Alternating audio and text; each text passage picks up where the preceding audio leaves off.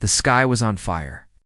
Orange and red flames rose from the great towers of the Velen capital city. Buildings that had stood for 1,000 years fell like broken toys. The air was filled with smoke, screams, and the terrible sound of explosions. Ambassador Kell stood at the window of the emergency bunker. He was a Velen, a thin creature with pale blue skin that was almost see-through. He had 4 eyes, and right now all 4 of them were filled with tears. Behind him, hundreds of his people huddled together in fear. Children cried. Parents held them close. The old whispered prayers to gods who did not seem to be listening. The Drakari had come 3 days ago. Their warships had filled the sky like a swarm of angry insects. The Velen had no army. They had no weapons. They were a peaceful species who had spent centuries studying art, music, and philosophy. They had believed that peace was the answer to everything. They had been wrong. "How many dead?" Kell asked quietly. Elder Tora, an old female Velen with wrinkled skin and tired eyes, looked at her datapad. Her hands were shaking. 400 million in the first day. Another 200 million yesterday. The Drakari are not taking prisoners. They are simply destroying everything. Kell closed his eyes. 3 billion Velen lived on this world. In 3 days, they had already lost 600 million. At this rate, there would be no one left within a week. "The Galactic Council," he said. "Have they responded?" Tora made a sound that was something between a laugh and a cry. "They sent a message. They expressed their deep concern. They said they would discuss the matter at their next meeting. Their next meeting is in 4 months. "Yes." Kell turned away from the window. In the corner of the bunker, there was a device covered in dust. It was an emergency beacon, given to them by the Council 500 years ago. They had been told to use it only in the most desperate situation. They had also been told, quietly, that no one would come if they used it. The Council did not believe in interference. They watched. They recorded. They documented the rise and fall of civilizations with the cold interest of scientists watching insects. They called it wisdom. Kell called it cowardice, but the beacon could reach anyone, not just the Council. Kell walked to the device and wiped the dust away with his sleeve. The controls were simple. A single button to send a message to anyone who might be listening. "What are you doing?" Tora asked. "I am going to ask for help." "From whom?" "The Council will not come. The Montari are too far away. The Orith do not care about anyone but themselves. There is no one left." Kell paused. His 4 eyes looked at the beacon, then at the burning sky outside. "There is one species we have not tried." Tora's face went pale. "You cannot mean the humans." "Why not?" "The Council has warned everyone about them. They say humans are dangerous, unpredictable. They do not follow the rules of civilized species. They act on emotion rather than logic." Kell turned to face her. "Tora, look outside. Look at our people dying. The civilized species are doing nothing. The logical species are letting us burn. Perhaps it is time to ask the emotional ones." Before Tora could argue, Kell pressed the button. The beacon hummed to life. A small screen appeared, asking for a message. Kell thought for a moment.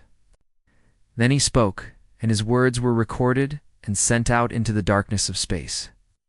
"This is Ambassador Kell of the Velen homeworld. We are under attack by the Drakari Empire. We have no weapons. We have no fleet. We have no warriors. Our cities are burning. Our people are dying by the millions. The Galactic Council has abandoned us. We have nowhere else to turn." He paused. His voice cracked with emotion. "We are not asking for revenge. We are not asking for conquest. We are simply asking for survival. If anyone can hear this message, if anyone has the power to help, please, we are begging you. Save our children. Save our future. Do not let us disappear from this universe without anyone caring." He ended the message and sent it. The beacon showed a small light, indicating that the transmission was traveling across the stars. Tora sat down heavily. "It is done. Now we wait." "Yes," Kell said. "Now we wait." Minutes passed. Outside, Another building collapsed. The screams grew louder. Kel stood by the beacon, watching the small screen, hoping for something. Anything. 20 minutes. 30 minutes. 40 minutes. Nothing. 2RA. Put her hand on his shoulder. My friend, I think we must accept our fate. It was a good try, but no one is coming. Kel nodded slowly. He had known this was likely. He had known that hope was foolish. But he had needed to try. He could not die knowing he had not done everything possible, and then the beacon made a sound. A small beep. A light flashed on the screen. Incoming transmission. Kel's heart stopped. He leaned forward, his 4 eyes wide with disbelief. The screen flickered, and then a message appeared. It was text only. But there was a voice recording attached. He pressed play. The voice that came through the speaker was unlike anything Kel had ever heard. It was a human voice, male, calm and steady, but warm. There was something in it that Kel could not name, something that made his chest feel tight. This is Admiral Park Tai-ho of the United Earth Naval Fleet. We have received your transmission. We understand your situation. Pause. Then, hold on. We are coming. Kel stared at the screen. The words did not make sense to him. Humans were on the other side of the galaxy. They had no treaties with the Velen. They had nothing to gain from helping. Why would they come? Tora was crying. Is this real? Is this really happening? Kel played the message again and again. Each time, the same words. The same calm, steady, warm voice. Hold on. We are coming. For the first time in 3 days, Kel felt something he thought he had lost forever. Hope. 6,000 light years away, the stars looked peaceful. The UENF Eternal Dawn floated silently in the blackness of space. It was a massive ship, one of the largest humanity had ever built. Inside its metal walls, 3,000 crew members lived, worked, and waited for orders that might never come. Admiral Park Tai-ho sat alone in his quarters. He was 53 years old, with short gray hair and deep lines on his face. His eyes were the kind that had seen too much. Wars, death, the worst that humanity could do to itself. He had survived it all, but the memories never left. On his desk was a photograph of a woman and a young boy. His wife and son. They had died 15 years ago in a transport accident. Tai-ho kept their picture close because it reminded him why he fought. Not for glory, not for power, but because every life was precious and every death was a tragedy. His communication device buzzed. He picked it up. Admiral, we have received a transmission from outside Council space. I think you need to hear this. 5 minutes later, Tai-ho was in the command center. Around him stood his senior officers. They listened in silence as the Velen transmission played.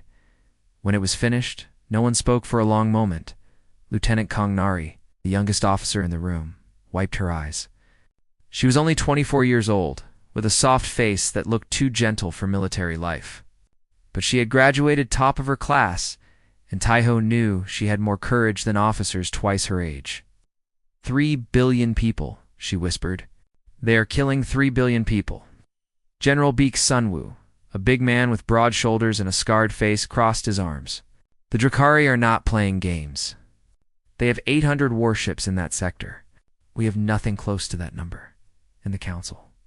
Asked Captain Ojisu, a sharp-eyed woman who led the fighter squadrons. What are they doing? Nothing, Tai-ho said.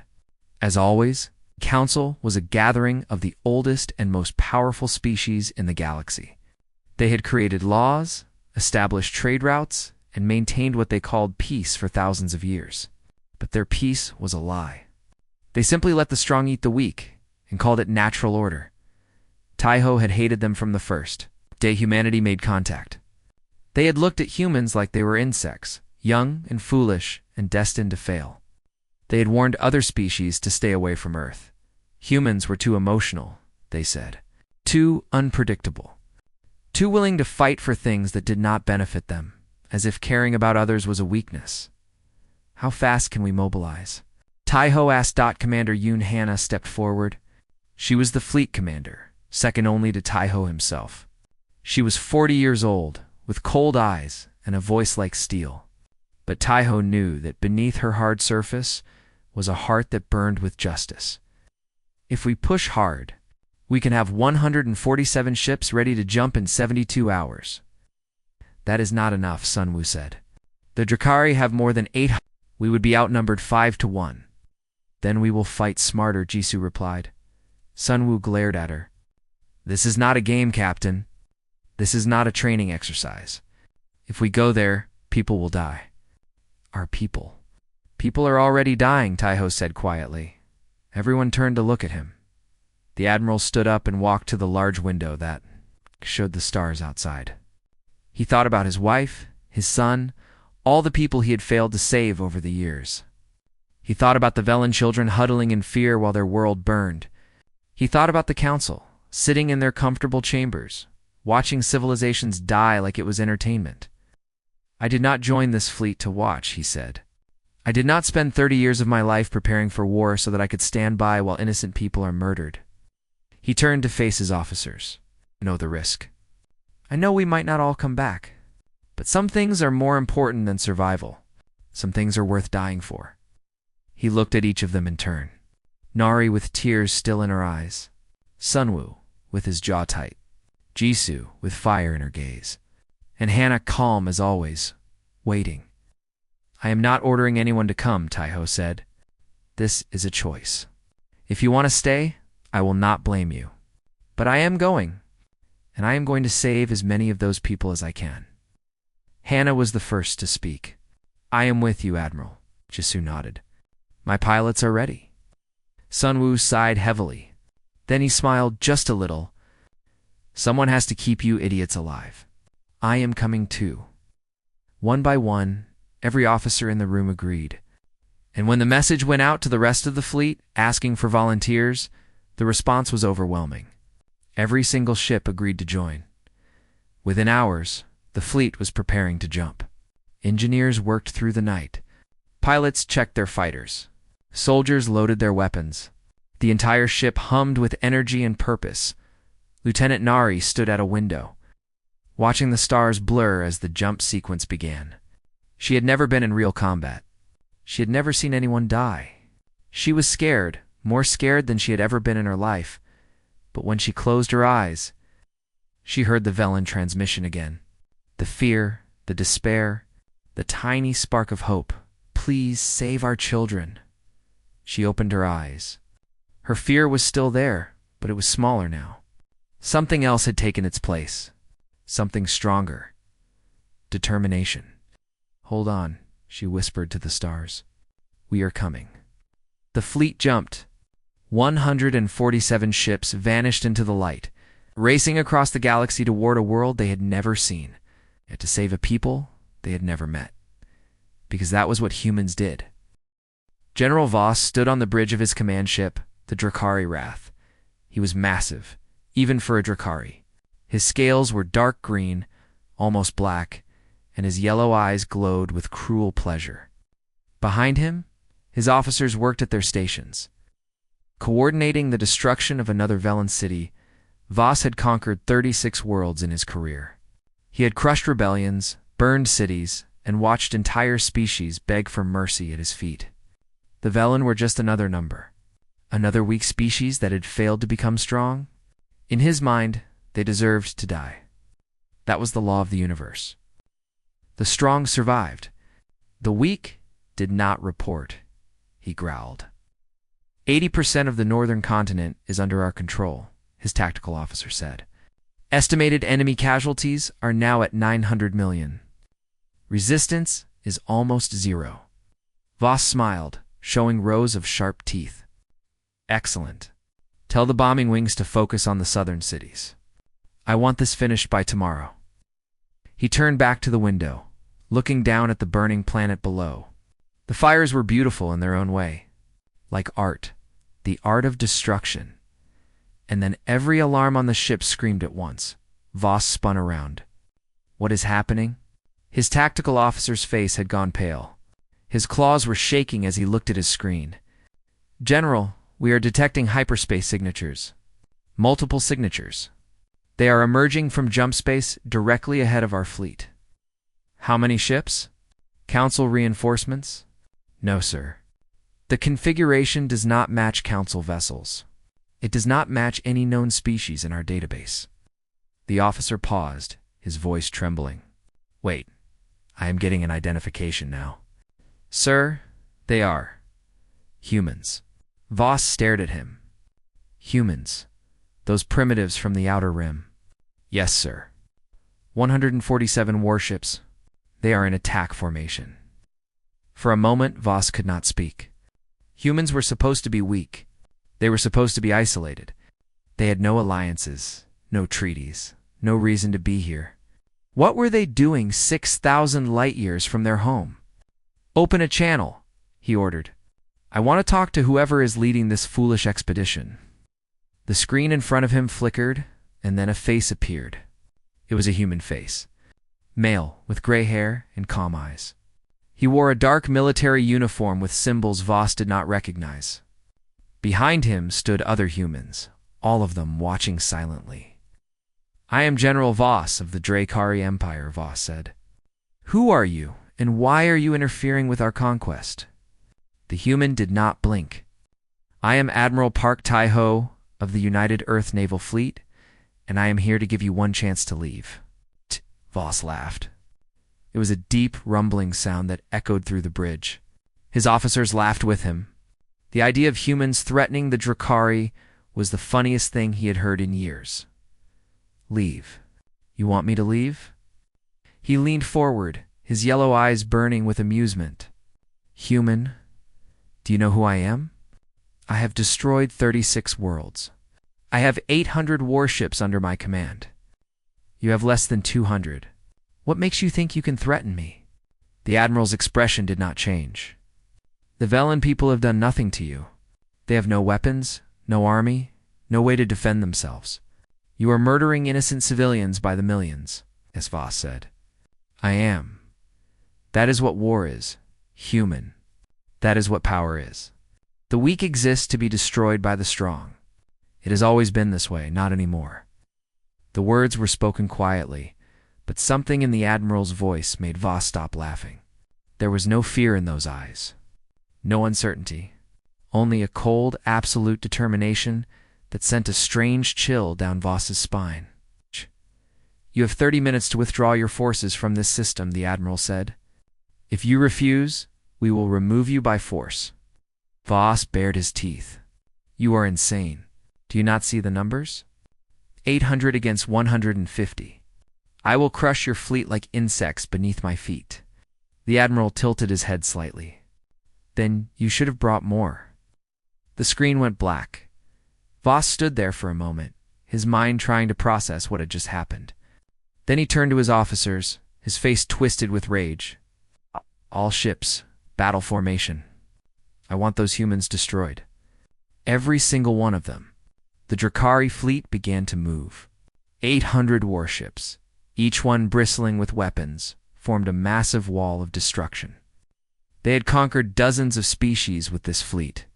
They had never lost a major battle. They had never faced an enemy they could not crush. On the other side, the human fleet waited. They looked small compared to the Dracari armada. Their ships were sleek and dark, designed in ways that the Dracari sensors could not fully analyze. They did not move. They did not retreat. They simply waited, in the command center of the Eternal Dawn. Admiral Tai-ho watched the Dracari fleet approach. Around him, his crew prepared for battle. Some were scared. Some were excited. All of them were ready. Lieutenant Nari looked up from her console. Admiral, they are not withdrawing. They are preparing to attack. Tai-ho nodded slowly. I know. Sir, we are heavily outnumbered. Our shields are weaker than theirs. Our ships are smaller. I know that too. Nari swallowed hard. Can we win? The Admiral looked at her. For a moment, she saw something in his eyes that she had never seen before. Not fear, not doubt. Something deeper. Something almost sad. Then he smiled. It was a small smile, barely there, but it changed his whole face. Lieutenant, Humanity has been fighting wars since before we could write our names. We have fought against impossible odds and won. We have survived plagues, disasters, and our own worst instincts. He turned back to the screen, where the Drakari fleet was getting closer. The Drakari think they know what war is. They are about to learn. He pressed a button on his chair. Ships. This is Admiral Taiho. Today we fight for people we have never met, on a world we have never seen. We fight because someone asked for help, and we were the only ones who answered. We fight because that is who we are. His voice grew stronger. Let us show the galaxy what humanity is made of. The fleet surged forward. The first shots lit up the darkness of space like lightning in a storm. General. Voss watched from his command ship as his fleet opened fire. Thousands of energy blasts raced toward the human ships, enough firepower to destroy a small moon. He smiled. This would be over quickly then. The human ships moved. They did not move like any ships Voss had ever seen. They twisted, spun, and danced through the incoming fire like fish swimming through water. Blasts that should have destroyed them hit nothing but empty space. The human ship slipped through the gaps in the Drakari attack and struck back with deadly accuracy. What is this? Voss roared. How are they dodging our weapons? His tactical officer was staring at his screen in shock. Their pilots, General? Their reaction times are beyond anything in our records. They are flying manually. Manually? That is impossible. No living creature can react that fast. Humans can, sir. Their reflexes are different. Captain Ojisu was at the front of the fighter squadrons. Her small fighter was fast and deadly, designed to get close to enemy ships and hit them where they were weakest. Around her, 300 human pilots followed her lead, their voices filling the communication channels with quick, sharp commands. Wing 2. Cover the transport ships heading to the surface, Jisoo called out. Wing 5. Follow me into the gap between their cruisers. Wing 7. Target their shield generators. A Drakari destroyer turned toward her squadron. Its weapons powered up, ready to wipe them out. Jisoo did not slow down. She flew straight at it, her finger on the trigger. At the last possible moment, she pulled up and fired. Her weapons hit the exact spot where the destroyer's shield was weakest. The explosion ripped through the ship, and Jisoo was already gone. Spinning away to her next target, on the bridge of the Eternal Dawn, Admiral Taiho watched the battle unfold. His ships were faster, smarter, and more coordinated than the Drakari expected. But the enemy still had numbers on their side. For every Drakari ship they destroyed, 2 more took its place. Status report, he said calmly. Commander Hannah read from her screen. We have lost 12 ships. The Drakari have lost 93, but they are adapting. Their larger ships are forming a defensive line to protect their command vessel. Then we hit that line. Taiho turned to his weapons officer. Bring us in closer. Target their flagship. Sir, if we get that close, we will be in range of their heavy weapons. I know. Do it anyway. The Eternal Dawn surged forward. The massive ship cut through the battle like a sword, its weapons firing in every direction. Drakari ships tried to stop it, but the human crew was too skilled, too fast, determined. Lieutenant Nari was at her weapons console, her hands flying across the controls. She had never felt anything like this before. The fear was there, but it had transformed into something else. Focus. Purpose. Every shot she fired meant something. Every enemy ship she hit was one less threat to the people below.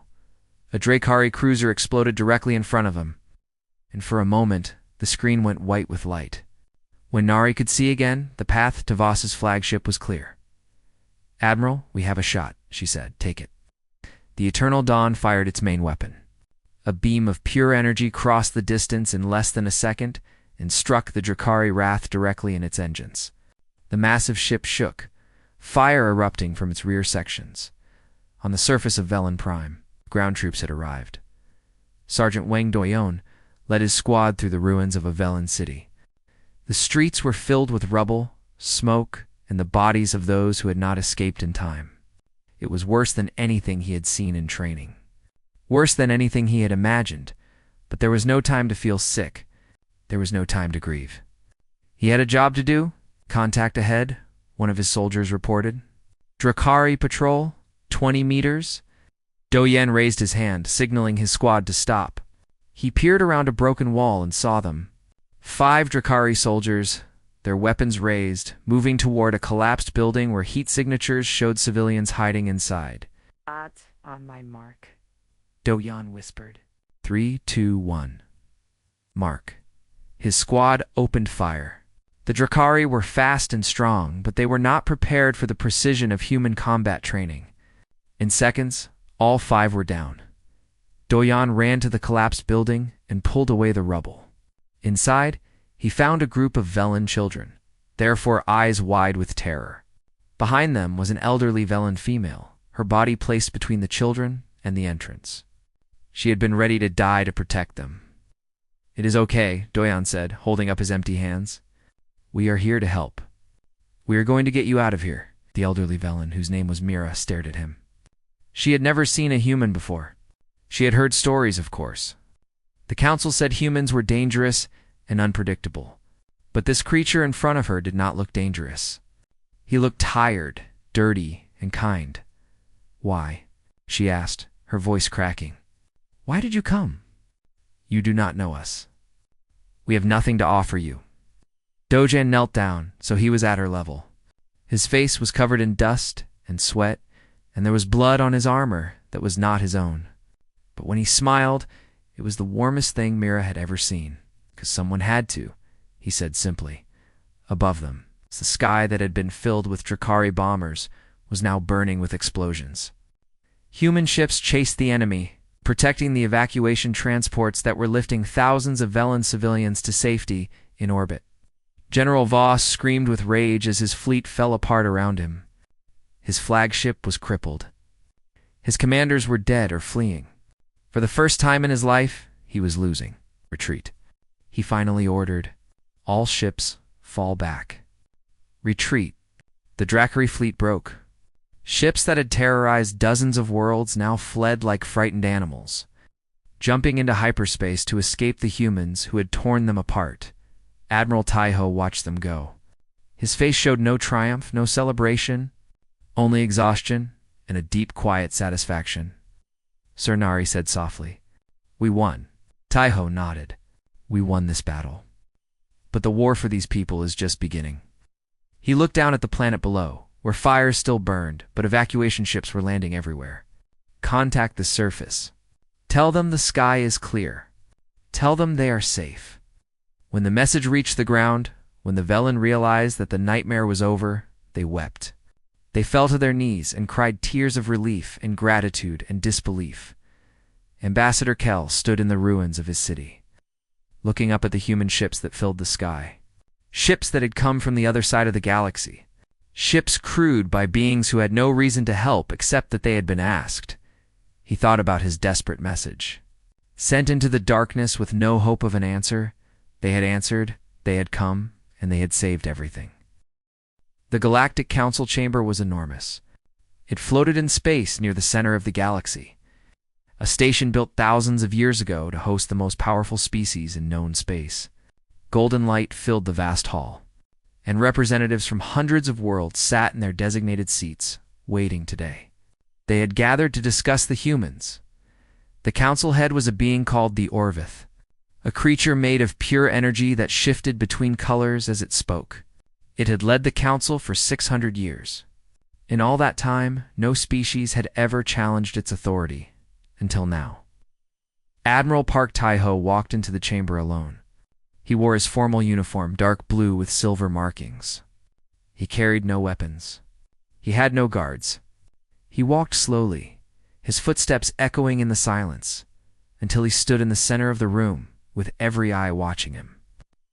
"Admiral Taiho," the Orvith said, its voice filling the chamber like thunder. "You have been summoned to answer for your actions. 3 weeks ago, you led a military fleet into a sovereign conflict without council authorization. You attacked the Drakari Empire, killing thousands of their soldiers. You interfered with matters that did not concern your species." Taiho said nothing. He simply stood there, waiting. The Drakari have demanded justice, the Orvith continued. They say you committed an act of war against them. They want reparations.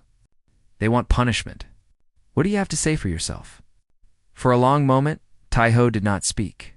Then, slowly, he looked around the chamber. He looked at the representatives of species who had watched the Velen burn. Species who had done nothing. Species who had chosen comfort over conscience.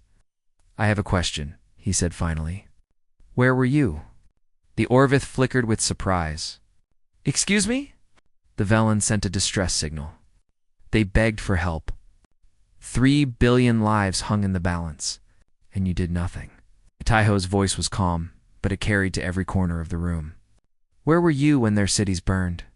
Where were you when their children screamed for their parents? Where were you when they died by the hundreds of millions? The Council does not interfere in regional conflicts, the Orvith replied stiffly. It is our policy. It has kept the peace for thousands of years. Peace. Taiho shook his head slowly. You call this peace? I have seen your records. In the last century alone, 14 species have been destroyed while you watched. Billions of lives ended because you were too afraid to act. That is not peace. That is cowardice wearing a mask. Murmurs spread through the chamber. Several representatives shifted uncomfortably in their seats. No one had ever spoken to the Council this way. You dare to insult us? The Orvith's light turned a dangerous red. We are the guardians of galactic civilization. We have maintained order for millennia. You have maintained your own comfort, Taiho replied. You let the strong prey on the weak because it does not affect you. You watch civilizations die and call it natural order. You have all the power in the galaxy and you use it for nothing. He took a step forward. We are not like you. Humans do not watch innocent people suffer. We do not calculate whether saving lives is worth the risk. When someone asks for help, we help. It is that simple. The Orvith rose from its seat, its form growing larger and brighter. And what gives you the right? What makes humans believe they can ignore the laws of the Council? You are a young species. You know nothing of the complexities of galactic politics? I know enough, Taiho said. I know that somewhere in this chamber, there are species who wanted to help the Velen but were too afraid of your reaction. I know that your policy has created a galaxy where the cruel have nothing to fear. I know that the Drakari will attack again, and they will target worlds that cannot defend themselves, and you will do nothing. He looked directly at the Orvith. So let me be clear.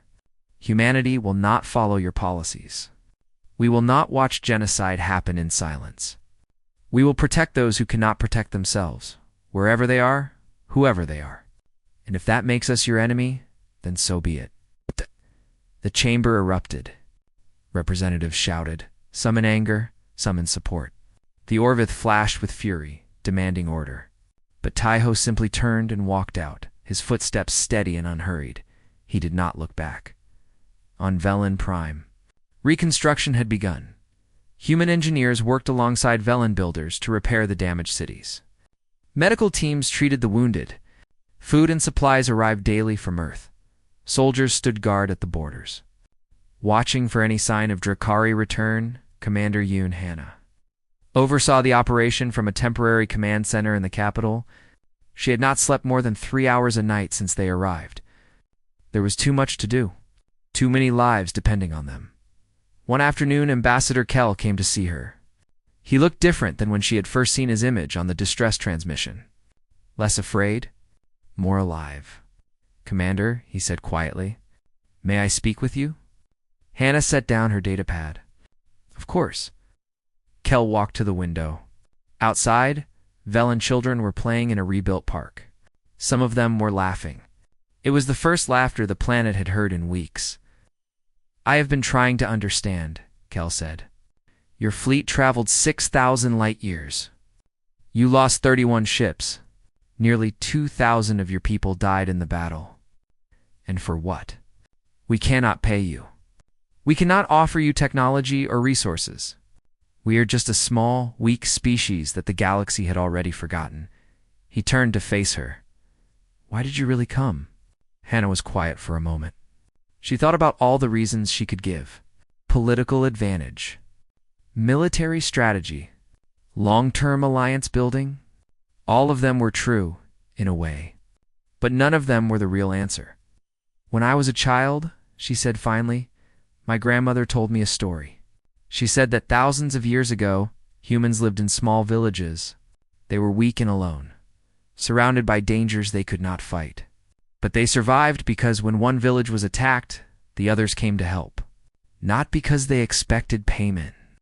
Not because they had treaties, but because they understood something simple. She looked at Kel. No one should have to face darkness alone. Kel was silent.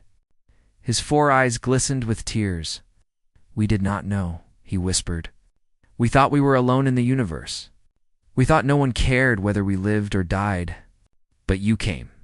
You answered. You saved us. Hannah walked to him and put her hand on his shoulder.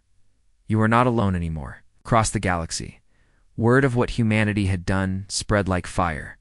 On dozens of worlds, oppressed species heard the story. The Velen had begged for aid. The Council had refused. And then the humans had come. Not for profit. Not for power. Just because someone had asked. For the first time in 1,000 years, the weak looked at the stars and felt hope. For the first time in history, they believed that someone might actually care. And in the dark places of the galaxy, where cruel empires planned their next conquest, there was a new feeling growing. Fear, because the humans were watching now. And the humans had made a promise. We will protect those who cannot protect themselves. And humans always kept their promises.